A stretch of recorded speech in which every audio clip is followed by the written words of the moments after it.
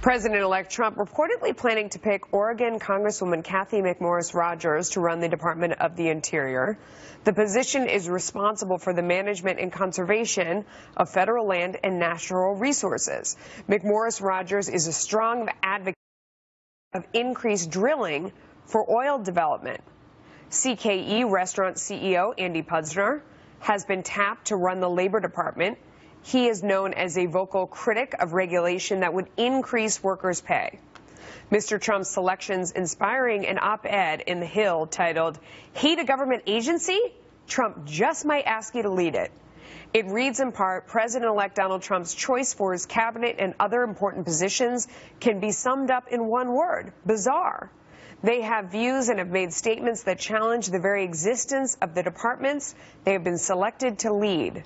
Alexander Smith is chairman of the College Republican National Committee. Kevin Walling is a Democratic strategist and a director at DS Political. Alexander, I'll start with you. What do you think of this?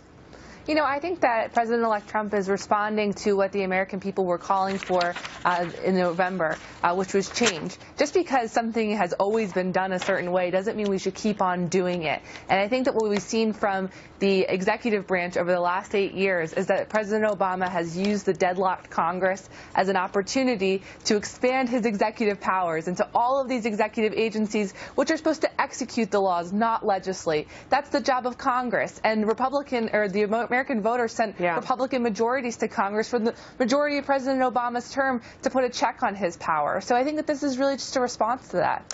See, Kevin, it doesn't necessarily strike me as bizarre that he's picked these people. I mean, you look at, for example, Department of Education nominee Betsy DeVos.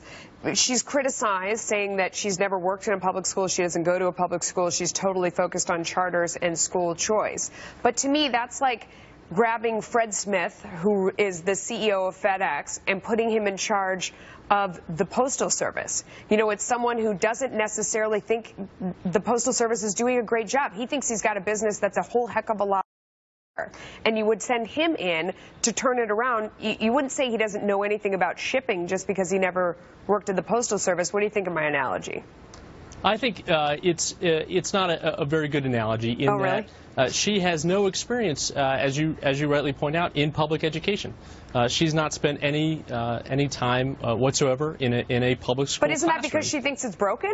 She doesn't want to work in it because it looks like it's not working. Well, she needs it, but in order to fix something, kids. I mean, they teach kids, and she teaches kids. She thinks her way of teaching kids in charter schools and with vouchers is better than their way of teaching kids. They're achieving the same thing. She just hasn't worked in that broken system, which she'd like to throw out.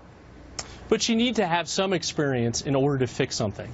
And you need to have some kind of awareness on the ground in terms of what's happening in our public schools. And she fundamentally does not have that kind of experience. And what she's done in the past in her statements against public education, just solely in support of vouchers, is a very dangerous thing for this country. Yeah. Alexander, what do you think of that? I mean, others would argue she has experience getting kids taught. And that she doesn't think the public school is doing it a good way, so she's found a different way to do it. She doesn't agree with their system. I think Betsy DeVos is a terrific pick for the Secretary of Education. And look no further than the superintendent of the Grand Rapids school system, an avowed sort of liberal who came out in full support of her nomination here, because she knows the kind of work that Mrs. DeVos has done in the public schools in the Grand Rapids area in Michigan. And so I think that just because someone that hasn't necessarily worked in a particular sector does not make them unqualified to lead reform and change. These government bureaucracies have become so run from the top down. They're old, they're outdated. The American people don't see them working for them anymore. And so let's bring in some movers and shakers to shake things up a little bit. Kevin, let me ask you about Puzder, because he's somebody, you know, to run the Department of Labor. So here's a CEO. And some people are assuming because he runs a company and he's against raising the minimum wage or mandating that it has to be $15 everywhere, he's anti-labor. But that's like saying generals hate their troops. I mean, he loves labor. He employs labor. He needs them to run all of his businesses. Isn't it wrong to assume that he's an enemy of labor? What's dangerous about this selection that the president-elect has made for the Department of Labor is he's totally fine with keeping the minimum wage at $7.25 when he brings home millions of dollars each year as the CEO of a major company. So he stands against even raising it to $10.10.